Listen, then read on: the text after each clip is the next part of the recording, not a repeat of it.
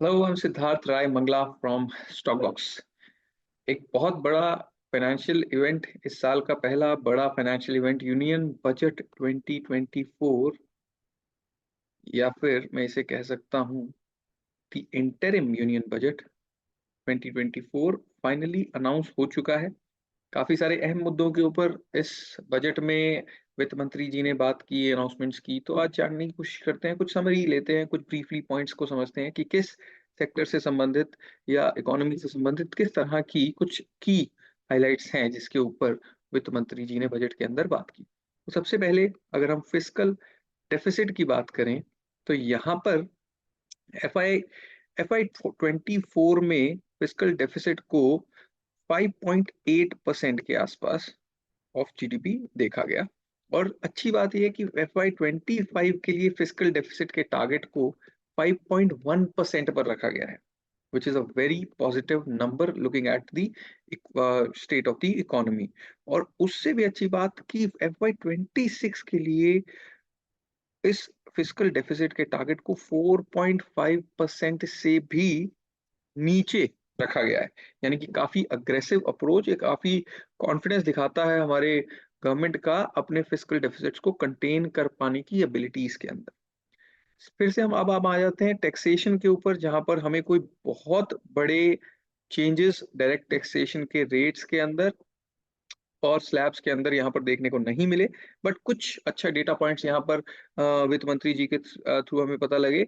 वो ये कि सबसे पहले कि नंबर ऑफ जो टैक्स फाइलर्स हैं सिंस 2014, इस गवर्नमेंट के आने से लेकर अभी तक, they have increased by 2.4x। लगभग 2.5 गुना वो हो चुके हैं। ये हमें वहां से एक इंफॉर्मेशन देखने को मिली। और डायरेक्ट टैक्स की जो कलेक्शन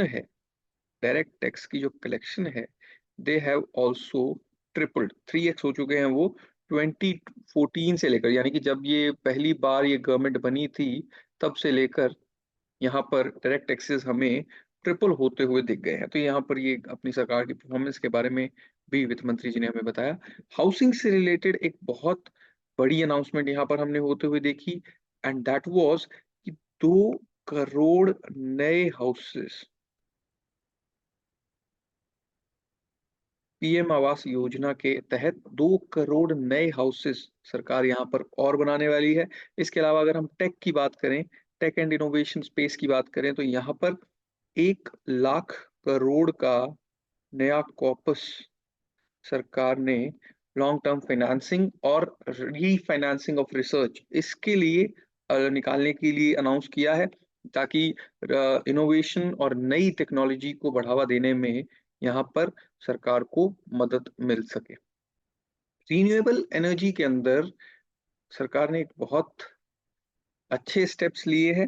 कुछ सरकार ने सबसे पहले तो 2070 तक इंडिया को एक नेट जीरो कार्बन एमिशंस वाली कंट्री बनाने का टारगेट रखा है, जिसके जिसके तहत सरकार ने इस साल 1 करोड़ हाउसहोल्ड्स को up to 300 units 1 crore households को up to 300 units of free electricity देने का अनाउंस किया है per month, in case after rooftop solarisation. यानी कि सोलर पैनल्स को यहाँ पर प्रमोट किया गया है। सोलर के ऊपर बहुत सरकार ने तवज्जो दी है। तो रीन्यूएबल एनर्जी के ऊपर भी अच्छा खासा फोकस हमने जरूर बनते हुए देखा।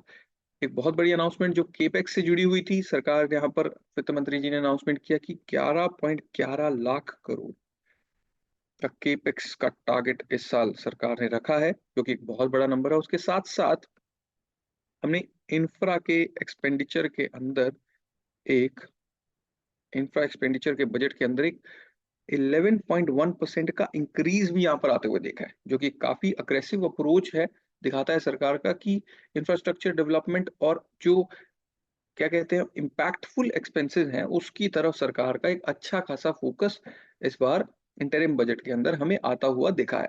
उसके अलावा वित्त मंत्री जी ने कुछ इंटरेस्टिंग डेफिनेशंस भी यहाँ पर दी, जैसे कि जीडीपी की फुल फॉर्म को ग्रॉस डोमेस्टिक प्रोडक्ट के बजाय वित्त मंत्री जी ने governance governance development and performance इस तरह से देखने के लिए कहा। यानी कि हम एक अलग तरीके से जीडीपी को यहाँ पर आगे से देख सकते हैं। तो ये थी कुछ की हाइलाइट्स इस साल के इंटरिम बजट से जुड़ी हुई, जहां पर हमने कुछ अच्छी और कुछ मॉडरेटली गुड अनाउंसमेंट्स हमारे फाइनेंस मिनिस्टर की तरफ से आती हुई जरूर देखी। तो मिलते हैं इसी तरह से नेक्स्ट वीडियो में एक और इंटरेस्टिंग और इम्पोर्टेंट टॉपिक के साथ। अगर आपको ये वीडियो अच्छा लगा तो please like share and subscribe to the stock box channel. Thank you very much.